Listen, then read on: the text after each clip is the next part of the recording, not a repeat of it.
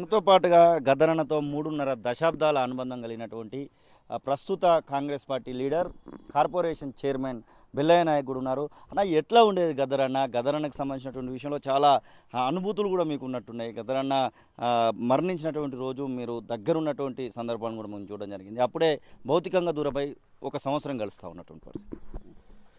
గద్దరన్నకు జోహార్లు. గద్దరన్న పేదోళ్ళ దేవుడు, పేదోళ్ళ సమస్యలకు పరిష్కార మార్గం.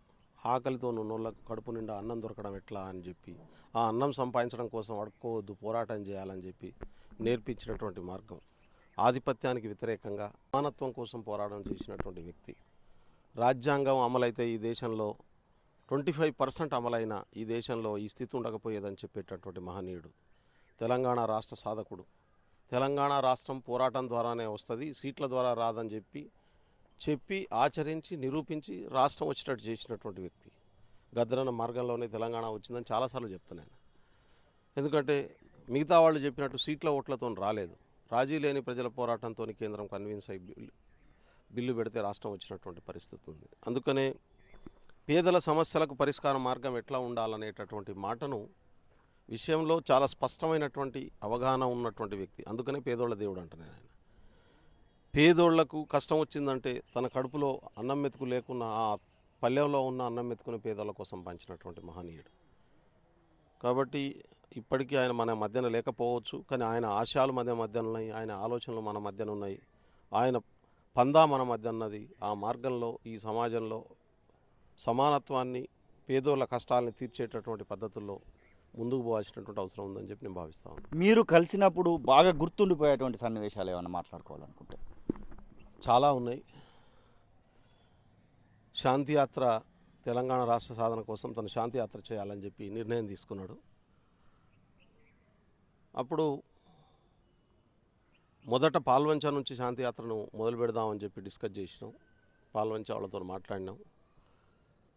తర్వాత మణుగూరు నుంచి మొదలు పెట్టాలనేటటువంటి కొంతమంది మిత్రులు సలహా చెప్పి గోదావరి నుంచి మొదలు పెడితే బాగుంటుందని చెప్పిన తర్వాత గోదావరికి మార్చుకున్నాం.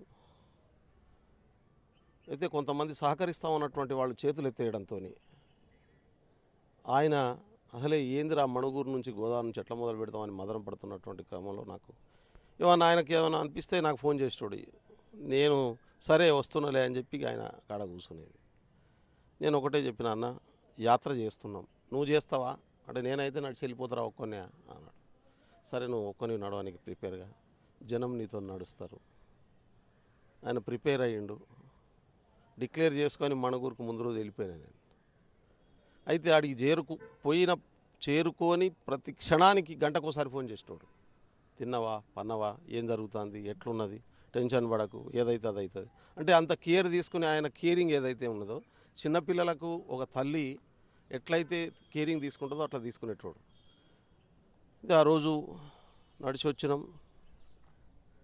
జనం మధ్యలో ఆ సంఘటన బాగా గుర్తున్నది నాకు. నేను రమేష్ హజారి ముందు ఉన్నాం. తాను గోదావరి నుంచి నడుచుకుంటూ వస్తున్నాడు.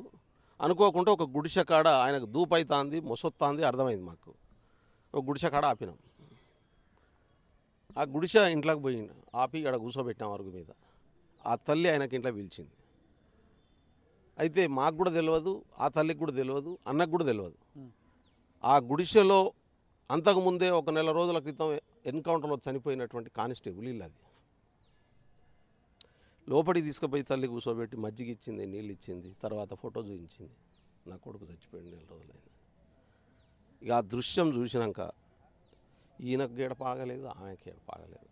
అంటే నాకు అంటే ప్రకృతి మనుషుల్ని బాధల్లో ఉన్నట్టు వాళ్ళని ఎట్లా కలుపుతుంది అనేది ఆ దృశ్యం నాకు ఇప్పటికీ కళ్ళల్లో ఉంది. ఆ తర్వాత ఆ అమ్మకు దండం పెట్టి అక్కడికి వెళ్ళి మళ్ళీ యాత్ర మొదలుపెట్టినాం. అంటే గద్దరన్న జీవితంలో నేను ఆయనతో కలిసి పనిచేసినటువంటి కాలంలో ఇట్లాంటి దృశ్యాలు చాలా ఉన్నాయి, చాలా కష్టాలు ఉన్నాయి, చాలా బాధలు ఉన్నాయి. ఏది ఏమైనా ఆయన ఒకటే, ఎన్ని రకాల ఎదురు దెబ్బలు తగిలినా పేద ప్రజల పక్షాన్ని నిలబడమే తన ఎజెండాగా పెట్టుకున్నాడు. పేదోళ్ళ కండగా నిలబడడం అనేది మన జీవిత లక్ష్యం కూడా పెట్టుకోవాలని మాకు నేర్పించు. ఏదో ఒకటి ఇప్పుడు ఒక చిన్న పదవి అయితే మీకు వచ్చింది, అది చిన్న పదవిగానే భావించవచ్చు మీ పోరాటాల ముందట. ఈ పదవి వచ్చినటువంటి సందర్భంలో గద్దరన్న ఉంటే ఎట్లా ఫీల్ అయ్యేవాడు అని అనుకుంటున్నారు? నిజంగా చాలా సంతోషంగా ఫీల్ అయ్యేటోడు. ఎందుకంటే తెలంగాణ రాష్ట్రం కోసం ఆయన ఎటువంటి కళ కనడం మేము చూసినాం. తెలంగాణ రాష్ట్రం కోసం పనిచేస్తున్నటువంటి క్రమంలో తెలంగాణకు వాడుకుందాం అనేటోళ్ళు ఎన్ని అడ్డంకులు సృష్టించారో కూడా చూసినాం. తన పరిధిని దాటి తెలంగాణ సాధించాలంటే ఏం చేయాలనే దాంట్లో ఇక్కడ మేమేం లీడ్ చేస్తున్నాం అనేటటువంటి వాళ్ళని కూడా దారిలో పెట్టి ఎట్లా పని చేయించుండో ఐచ్ఛే పాత్ర తీసుకున్నాడో మాకు తెలుసు. ఇవన్నీ బయట చెప్పలేనటువంటి విషయాలు. కాబట్టి గద్దరన్న ఉంటే నాకు నిన్ననే ఒక సంఘటన జరిగింది. నేను ఆఫీసులో కూర్చొని ఉన్నా, ఒక 3 చెంచు మహిళలు నా దగ్గరికి వచ్చిండ్రు.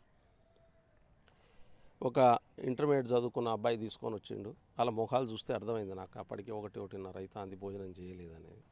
మొన్న నైట్ వచ్చినామన్నా అన్నారు. అన్నం తినలేదన్నారు అని అడిగిన. అన్నం తిన్నారు అంటే తినలేదంటే నేను వెంటనే అన్నం తినిపించుకోరా అని పంపించిన. అంటే అది గద్దరన్న నుంచి నేర్చుకున్నది నేను. ఆ సందర్భంలో ఆయనే గుర్తొచ్చాడు నాకు. కాబట్టి ఇవాళ చాలా హ్యాపీగా ఫీల్ అయ్యేటోడు. మేము ఎట్లా పనిచేయాలనో, ఎట్లా పేదోళ్లకు అండగా నిలబడాలనో మరింత బలోపేతం చేసేటటువంటి అవకాశం ఉండేది. తెలంగాణ రాష్ట్రంలో ప్రజల పాలన వైపు తీసుకెళ్లడం కోసం గద్దరన్న పాత్ర ఉంది, గద్దరన్న ఆలోచన ఉంది. ఇవాళ నేను గర్వంగా చెప్పగలుగుతా, ఈ దేశంలో ప్రధాన ప్రతిపక్ష నాయకుడు రాహుల్ గాంధీ. మీరు చూస్తూ ఉన్నారు, రాహుల్ గాంధీ ఏం పట్టుకొని తిరుగుతుండు? రాజ్యాంగాన్ని పట్టుకొని తిరుగుతుండు. ఎవడిచ్చిండు రాజ్యాంగం రాహుల్ గాంధీకి? గద్దరన్న ఇచ్చిండు. గద్దరన్న మా బట్టి విక్రమార్క గారు, మదియాసి గౌడ్ గారు గద్దరన్నకు సోనియా గాంధీ, రాహుల్ గాంధీ అపాయింట్మెంట్ ఫిక్స్ చేసి రమ్మన్నప్పుడు ఆ రోజు నాకు దయాకర్కు రమ్మన్నాడు. ఇద్దరం వచ్చినాం, కూర్చున్నాం. ఆయన కొంత సందిగ్ధంలో ఉన్నాడు. నేను అన్న, ఈ రాజ్యాంగం అమలు కావాలని నువ్వు పార్టీకి కూడా రాజీనామా చేసి పోరాటం చేస్తున్నావు కదా, ఈ రాజ్యాంగం అమలు కావాలంటే అమలు చేసిన దగ్గరికి పోవాలి కదా మనం. వాడు అమలు చేసే ప్లేస్లో ఉన్నాడు, లేకుంటే రాజ్యాంగం పరిధిలోనే పనిచేస్తా అనే ఒక విశ్వాసంతో పార్టీ పెట్టుకున్నాడు. కాబట్టి వాని చేతికి అందించేది నువ్వు, వాడు చేస్తాడా లేదా తర్వాత సంగతి, వాడి నిజాయితీ తేలిపోతుంది కదా అన్నట్టు అడిగిపోయాడు. పోయి ఆయన చేతికి అందించాడు. దీన్ని అమలు చేయండి, దీన్ని 100% మీరే తీసుకొచ్చారు కదా, మీకు విశ్వాసం ఉంటే దీన్ని మీరు అమలు చేయాల్సిన అవసరం ఉంది కదా అన్నాడు. అది ఆయనకు అందిస్తే ఇప్పుడు ఆయన రాహుల్ గాంధీ అది పట్టుకొని దేశం అంతా తిరుగుతుండే మనం చూస్తూ ఉన్నాం. అంటే ఇంత పెద్ద కాంట్రిబ్యూషన్ గద్దరన్నది. ఈ దేశంలో ఒక విప్లవం వల్ల ఎంత ప్రయోజనం వస్తుందో మనం అది చూడలేదు, కానీ దీనివల్ల ఎంత ఇంపాక్ట్ పడుతుందో మనం చూస్తూ ఉన్నాం. షేక్ అవుతుంది ఇలా పార్లమెంట్ అంతా కూడా, సంవిధానం పట్టుకొని తిరుగుతూ ఉంటే. ఇది గద్దరన్న ఇచ్చినటువంటి ఒక ఆలోచన, గద్దరన్న ఇచ్చినటువంటి మార్గం, గద్దరన్న ఇచ్చినటువంటి డైరెక్షన్. కాబట్టి ఈ దేశ రాజకీయ వ్యవస్థలోనే పేదల ప్రయోజనాల పునాదిగా ఎట్లా పనిచేయాలనేటటువంటి విషయంలో ఎక్కడ కూడా కాంప్రమైజ్ కాకుండా పనిచేయడం అనేది ఆయన గొప్పతనం. కాబట్టి ఇవాళ మాకైతే మేము వేసే ప్రతి అడుగులో, మేము చేసే ప్రతి నడకలో, మేము చేసే ప్రతి పనిలో ఆయన ఇచ్చేటటువంటి స్ఫూర్తి గుర్తొస్తుంది మాకు. మేము డిమోరలైజ్ అయిన ప్రతిసారి ఒక విషయం చెప్పేది ఆయన, యుద్ధంలో 1:99 ఉంటారా, ప్రతిసారి మీరు ఫస్ట్ ప్లేస్లో ఉండాలని కోరుకోవచ్చు, కానీ ప్రాక్టికల్గా ప్రకృతి సహకరించకపోవచ్చు, కానీ మీరు యుద్ధంలో ఉన్నారా లేదా అనేదే ఇంపార్టెంట్. 99th ప్లేస్లో ఉన్న యుద్ధంలో పోరాటంలో ఉండాలి, కానీ యుద్ధానికి బయట ఉండొద్దని చెప్పేది. నేను ఇవాళ పనిచేస్తున్నటువంటి క్రమంలో ఊకే గుర్తొచ్చే సూత్రం నాకు అది. ఇట్లా కొన్ని జీవిత సత్యాల్ని, సూత్రాల్ని, మార్క్సిజం, లెనినిజం పునాదిగా ఎన్నో సూత్రాలను ఆయన మాకు నేర్పించిండు. బాబాసాహెబ్ అంబేద్కర్ ఆచరణాత్మక కార్యాచరణను ఆయన మాకు నేర్పించిండు. అవన్నీ కూడా ఇవాళ మా జీవితంలో ముందుకు పోవడానికి, ప్రజలకు ఉపయోగపడడానికి ఉపయోగపడుతున్నాయి. గద్దరన్నను మేము అదే స్ఫూర్తితోని ఆలోచిస్తాం. ఆయన ఆశయాల్ని కొనసాగించడం కోసం మా శక్తివంతులకు కృషి చేస్తాం. అసలైన తొలి వెలుగు. ఫాలో వాట్సాప్ @తొలి వెలుగు official.